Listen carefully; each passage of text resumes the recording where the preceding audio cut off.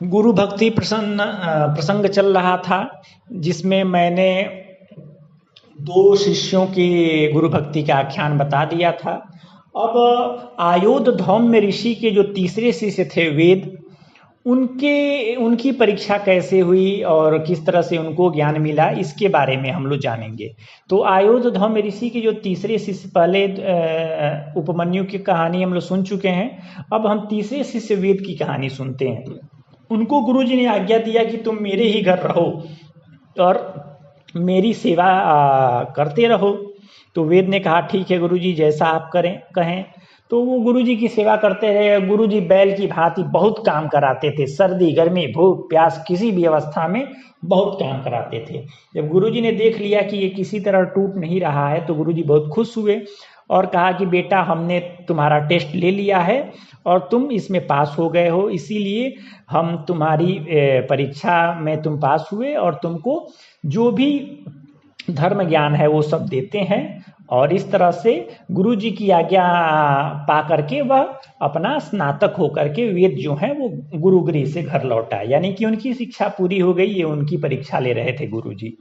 अब जब वह घर आ गए तो उन्होंने गृहस्थ आश्रम में प्रवेश किया, शादी ब्याह किया और अपने घर रहते हुए उन्होंने भी पढ़ाना शुरू किया।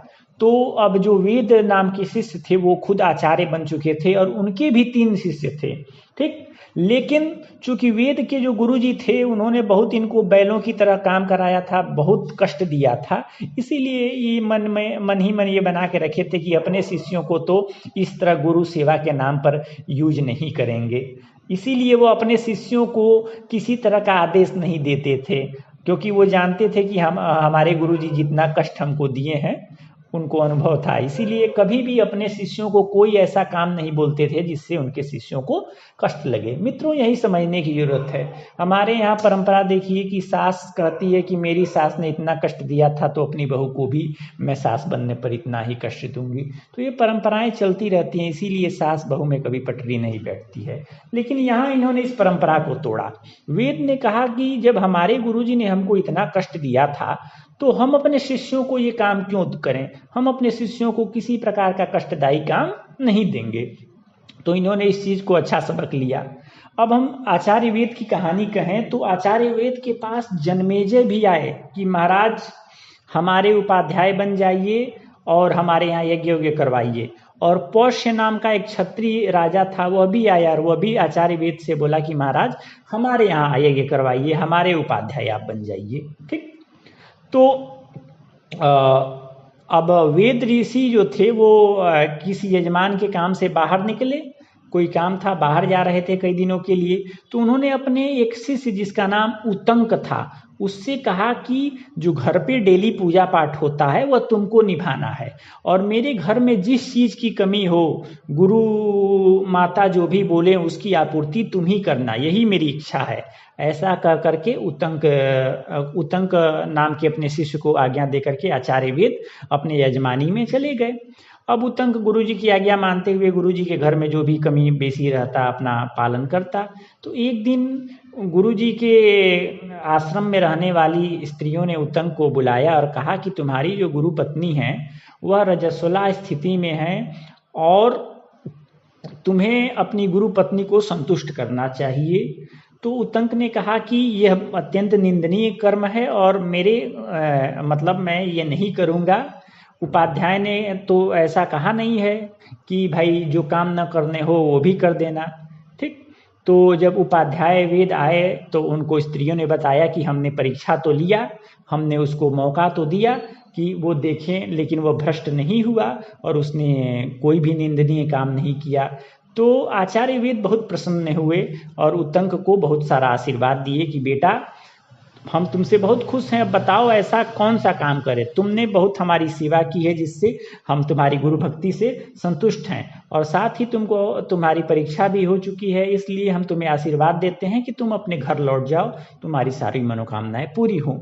तो गुरु के ऐसा कहने पर उतंक ने बोला कि गुरुदेव बात तो आप सही कह रहे हैं, लेकिन पहले हम गुरु दक्षिणा देना चाह रहे हैं, बिना गुरु दक्षिणा के अगर हम लौट जाएं तो अच्छी बात नहीं होगी।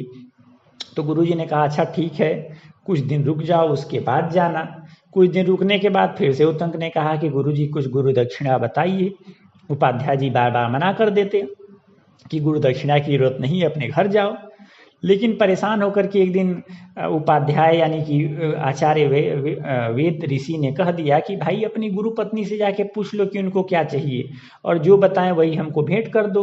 तो वह अपने गुरु पत्नी के पास पहुंचे तो उनकी गुरु पत्नी ने कहा कि भाई जब तुम दक्षिणा देना ही चाहते हो तो राजा पौष्य हैं, उन राजा पौष्य की जो पत्नी हैं उन्होंने कानों में 2 कुंडल पहन रखे हैं, तो उन्हीं दोनों सोने के कुंडलों को उनसे मांग करके मुझे अर्पण कर दो। जाओ और उनसे कुंडल मांग करके लाओ। आज के चौथे दिन एक पुण्यक नाम का व्रत है और मैं चाहती हूँ कि उस दिन ब्राह्मणों को जब भोजन परोसूं तो मेरे कानों में वही कुंडल हो। तो मेरा यही मनोरथ है कि तुम पौष्य राजा की पत्नी से जाकर के दोनों कानों के कुंडल मांग लाओ। तो जब गुरु पत्नी का आदेश सुने तो उत्तंक वहां से चल दिए। रास्ते में उन्होंने देखा एक बहुत बड़ा बैल है और उसके ऊपर एक बहुत विशालकाय पुरुष बैठा है। उस पुरुष ने कहा है, हे उत्तंक तुम इस बैल का गोबर खा लो। तो वो कहे अरे अरे गोबर हम कैसे खा लें।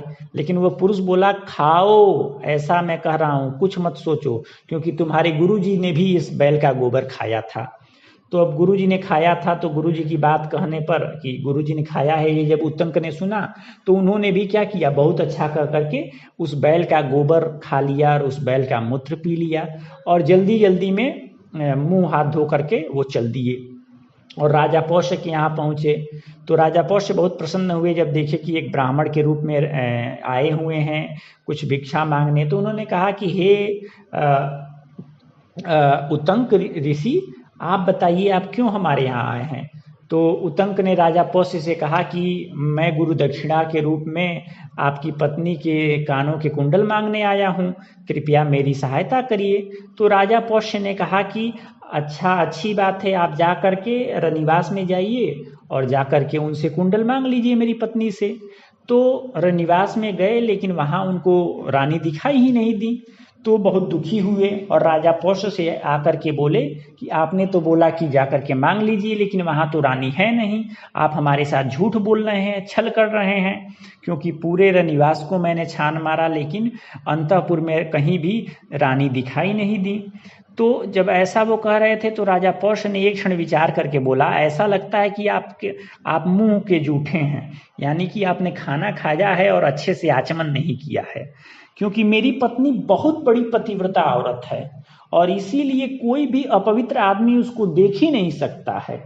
तो हमको लगता है कि आप भी अपवित्र हैं, इसीलिए आपको दिखाई नहीं दे रही हैं। तब उत्तंक को याद आया कि हाँ, मैंने जो बैल का जो गोबर खाया था उसके बाद मैंने खड़े खड़े आचमन कर लिया था, जबकि आचमन खड़े खड़े करना धर्मशास्त्रों में निषेध है, यानी पानी कुल्ला उल्ला करना बैठ करके अच्छे से करना चाहिए। तो हम तो खड़े खड़े जल्दीबाजी में कर दिए, इसी के चलते वो नहीं दिख रही हैं।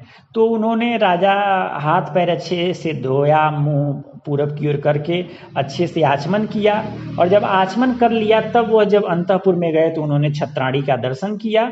तो मित्रों, इस कहानी से हमें सीख मिलती है कि अगर महिला पतिव्रता है तो पतिव्रता की इतनी महिमा है कि अपवित्र लोग उसको देख तक नहीं सकते। तो आप समझ सकते हैं कि इस कहानी के माध्यम से ये सीख देने की कोशिश की गई है कि अगर पत्नी की अपने पति में आस्था है, पवित्रता है, तो दूसरे पुरुष उसकी ओर देखने तक में समर्थ नहीं है अगर वह अशुद्ध अवस्था में हो। तो इस तरह से रानी के पति व्रत धर्म की महिमा बताई गई है। अब जो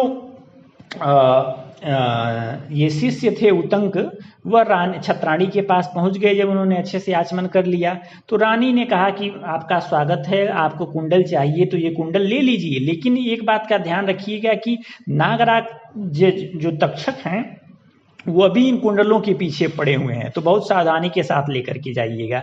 तो उत्तंक ऋषि ने कहा कि चलो वो तक्षक मुझसे नहीं लड़ पाएगा, आप कुंडल दीजिए, हम चलते हैं।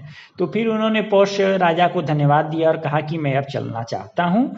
तो इस तरह से इस कहानी को यहीं विश्राम देते हैं और अगले भाग में अगली कहानी।